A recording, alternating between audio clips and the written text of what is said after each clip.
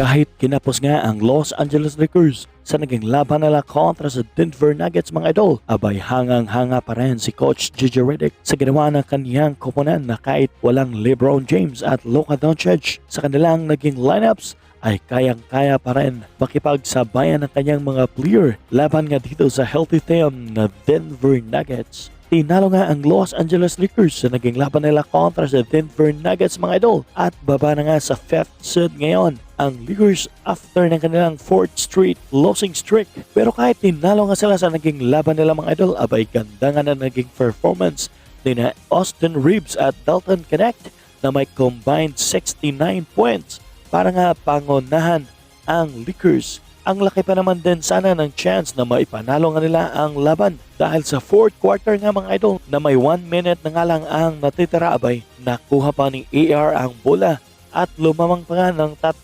puntos ang Lakers. Pero agad namang naitablayan ni Jokic dahil nga sa kanyang ginawang layup na may kasamang foul at sinundan pa ng 3-point shot ni Jamal Murray na nagresulta nga ng kanilang 3 puntos na kalamangan. At sa last play nga ng Los Angeles Lakers mga idol para sana sa possible overtime ay na-turnover pa matapos ang malamayang pasa ni Melton para kay Austin Reeves. Nagtapos nga ang laban sa score na 126-131 mga idol. Pero kahit kinapos nga at tinalo ang Los Angeles Lakers na naging laban nila kontra sa Denver Nuggets mga idol, abay hangang-hanga pa rin si Coach JJ sa ginawa ng kaniyang koponan na kahit walang araw LeBron James at Luka Doncic ay kayang-kaya pa rin daw talagang makipagsabayan ng kaniyang mga player laban nga dito sa healthy team na Denver Nuggets.